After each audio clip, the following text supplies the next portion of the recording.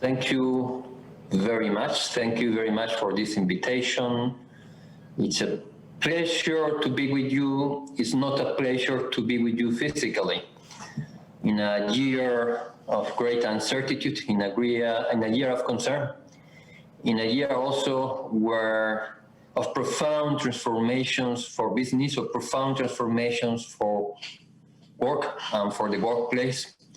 So the aim of my intervention, the aim of my presentation would be also to liaise with some of the trends that we have been witnessing before the pandemic, before the scenario that we have now, but with the view of what's coming on, what's happening now at the workplace, and how will be the scenario in the short term, and how does affect also the diversity approach, the balance approach, etc. I will try to be very brief so that we have more dialogue and an exchange. It could be the case that also I don't mention areas which can be of interest. But just I have a presentation. I hope that I am able to share that with you. Yes, here it is.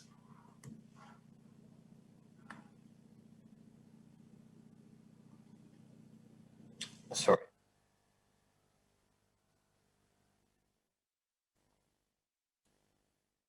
Okay. Yes, here I am. So let me just explain who we are, because, well, first, as I said before, we have to be very thankful for LDDK because of its engagement with us. At the end of the day, we are very proud to say that we are a wide network of independent and representative business organizations. We were created 100 years ago, perhaps not the best year to celebrate our centenary, but also it was a year of transformation for ourselves. So it was also an opportunity to see how we forecast our future. And we have been witnessing also deep transformation in the way we work as international organization. We have more than 150 business and employees organizations around the world in 100 countries, in more than 100 countries. We are almost in 150 countries. The important thing is not just that we represent more than 50 million companies, which at the end also employ more than 100 million employees. The important thing is that we have among us business and employees organizations which have an influence at national level, which have a policy say at national level, that together with us can have also strength in policy.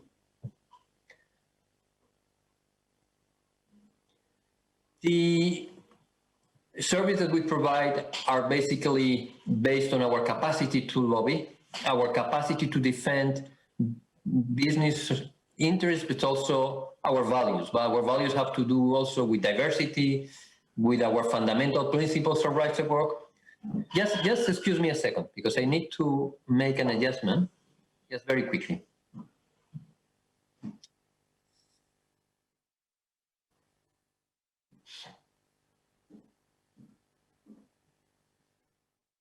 Sorry about that.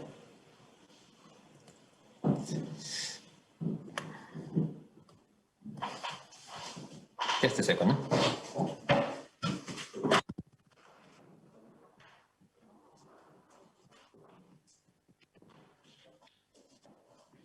Thank you so much.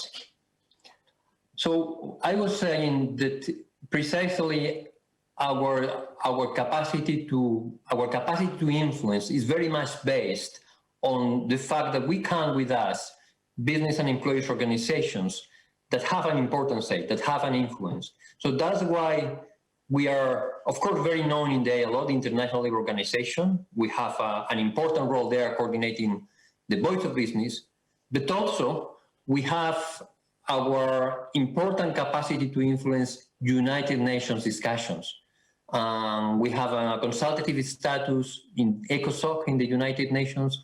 We are also very present in some of the discussions in the G20, B20, among many others. at the end of the day, what also matters is not just to lobby per se, it's also to have results. And in order to have results, what we have is to be very attentive at what are your needs. Where are you moving as employer and business organization?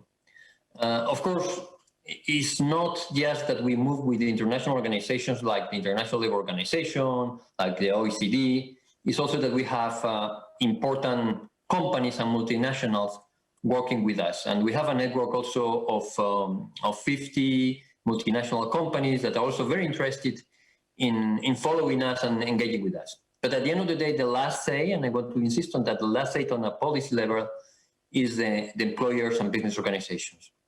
And in this case, it's the LDDK. So what's the scenario? Already some time ago, we were talking about the mega trends. So areas in which we were foreseeing a profound transformation, not just in the way in the way we work, but also in the way business make business. And these mega transformations have to do, of course, as always, with technological innovation, the digital drive, the so-called collaborative economy, but that don't work in an isolated manner. At the end of the day, it's linked also to important demographic shifts, to the climate change and sustainability, profound transformation affecting business, with migration flows, which have increased substantially in the last decades, and also with an important area which has to do with the skills is the fact that more and more we see what we call a global talent competition of skills, but also global shortage of skills. COVID-19 has impact on all these trends. And I would say also that there's the trend of what we call globalization, which is now at stake because we see a movement of nationalism and protectionism. But at the end, in the middle and long term, this global integration, the global economic integration, our forecast is that will remain for many reasons. In the last conversations that we have in the ILO and outside the ILO on what will be the scenario for jobs, we were forecasting job losses, job creation, job transformation. Nobody would have foreseen a scenario of job destruction as the one that the pandemic has brought. According to the ILO monitor in January last year, and I was just talking about, and January last year, the million of jobs that were going to be forecast in terms of destruction were more or less 4%, but that's now going up and up to 255 million full-time jobs, which is a very important percentage worldwide. And if you look at the number of award loss, it's almost 10%, which also already says a lot about the pandemic effects. I mean, you can have also this in terms of comparison with the global financial crisis, and you can see the graphic of the OECD, which gives you an idea. But also at the same time, we have to say that in all developed countries, in the OECD countries, 2 out of 5 workers were able to work from home, meaning also that remote work is a big and deep practice during this pandemic. But the question is whether that will remain after the pandemic. Remember also that we have this trend related to automatization, which means how many jobs also will be affected for the new technology revolution, which is linked to the fact that more and more machines and the deep learning system is able to affect the number of jobs. And in that sense, the number of affected jobs in high developed economy, we had a forecast that will be affected by what we call automation in at least 35% in the case of UK, 40% in USA. Well, it's not just how many jobs will be affected, but also how many jobs will disappear. And the percentage is also quite high in developed economies, at least goes up to 9%. This is still the case. But this qualitative element has been accelerated by the pandemic. What we have seen in 2 years is a work of speeding the digital transformation in 2 months. I mean, this is a Microsoft CEO quote, which I find really pertinent in this case. Then I refer to you on remote work. What we have on remote work is not just working from home. It's a deep transformation in the concept of working time and a deep transformation in the concept of working place. I mean, it's not just having my premises in a different place. It's also the fact that in the middle and long term, these concepts, working time and working place, are also going to be affected. Just let me give you some figures. Only 18%, even if only 18% of workers across the world are in occupation, live in countries with infrastructure that would allow performing from home. The fact is that this figure is higher in more developed economies. But even in areas like Latin America, the percentage is quite significant. And we have identified a figure, which I think is quite significant, figure linked to a USA survey in the USA, but that can apply also to other countries, is that 25% to 30% of current remote workers will plan to continue doing so in a way or in another after the pandemic. Which, if you compare that with the percentage of telework that we have now, which is, I think, very low, it's 5%, and the percentage that we had before the pandemic already tells you something. Again, we don't have to forget that that's also linked to a scenario of skills, which is deeply also been changing. What we call skills for the future has to do, of course, with the STEM, all these technological changes which are going to require more and more STEM skills, engineering, mathematics, and especially also where diversity also has a role, is STEM for women. We in IOE have also very much pushed the agenda of having more diversity in the STEM qualifications for women. But more and more what we see, and that's nothing new, is that what we call human skills, social skills, is going to be much more determined. It's going to be much more relevant because machines cannot replace that. And we already see very, very concrete experiences, very concrete trends in some sector where creativeness, innovation, strategic approaches, analytical thinking, communication capacities are the key driver to find another you, more than the technical expertise. So the more we invest also in these areas, the better will we place also to have a success in our labor markets, in our economies. This importance of human skills is what led to us to have a specific survey that we did with Deloitte on this area. And I will be delighted also to share that with you. Perhaps for the sake of time, I will not refer that in depth. But sometimes we also forget that the way we work is changing because also the way we make business has deeply changed in the last 10 years, but more especially in the last 2 months. Right now, and I'm not wrong, we have verified that most successful business are digital. And if you see the level, the survival rate, it's clear that those businesses have implemented a strong digital strategy are the ones overcoming with a much more successful manner this crisis. Of course, we have also to bear in mind that these business models grow fast, but also die very fast, faster than before. The number of startups that are growing is increasing, but not just in developed economies. And you go to Africa, and if you go also to Asia, you will see how many startups go and penetrate other markets in an easy manner. We have also to recognize that this digital era is leading to huge digital emporiums, and I don't have to mention them. And also some barriers to competitions. That means a challenge. But also they mean higher access to new customers and better access to global markets. This platform economy also, and I want to insist on that, have important positive effects. The first one has to do with the fact that it can benefit also SMEs. It's not necessary to be big to penetrate other markets with digital means. is also benefiting women. And we have a very recent survey from ILO, and you see that areas like legal service, translation, writing, but also working on lab is also much more occupied by women than by men. It's serving also to complement income and to have also some increase in the payments.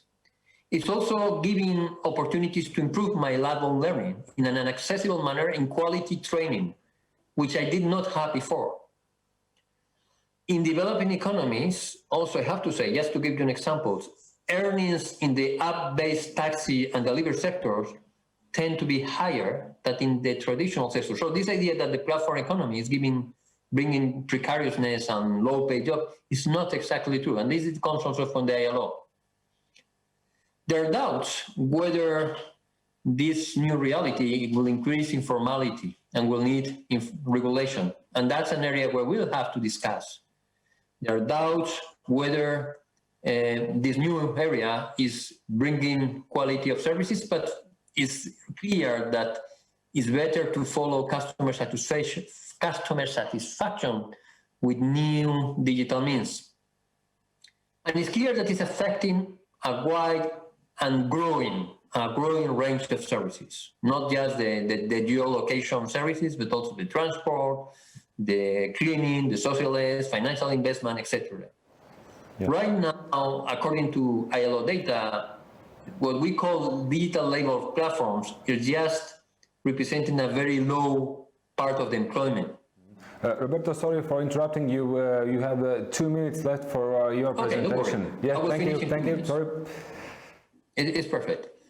But at the end of the day, what we have also to bear in mind that we have more and more individual workers not using these labor digital platforms, but also digital means to do their work.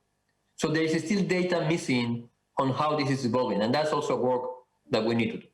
So I just wanted to place you this, because that has to do also with a discussion that we'll need to have on whether the employment relationship is at risk, because you have more and more self-employees doing this kind of work through the platform economy.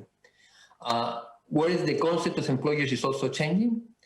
And on this, what we have is a discussion on fears, based on fears. Well, we'll have less jobs, we'll have worse conditions, freedom of association will weaken, collective bargaining will decrease, we'll have also modern slavery, and we have to face these fears also, which are linked to the pandemic, which are much more opportunity approach, otherwise we'll not overcome that. We'll have to find innovation solutions which goes beyond the minimum universal incomes, beyond protectionism, beyond demonizing global supply chains. And that's the debate that we're having now, and has much to do with diversity at the workplace, and much to do with how we do work-life balance at the end of the day, because precisely these technologies are giving that the solutions. Getting the right balance, and that's my last slide, will mean also to focus also on business continuity. It's an area we have been working intensively. It's also meaning looking at innovative solutions that promote transitions from informality to formality. Perhaps that's not a problem in Latvia, but it's a problem in many developing economies. The informality sector is still very huge.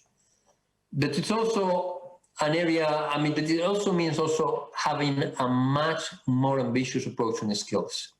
Skills will be a key driver for success in the future, and also for a diverse culture at the workplace.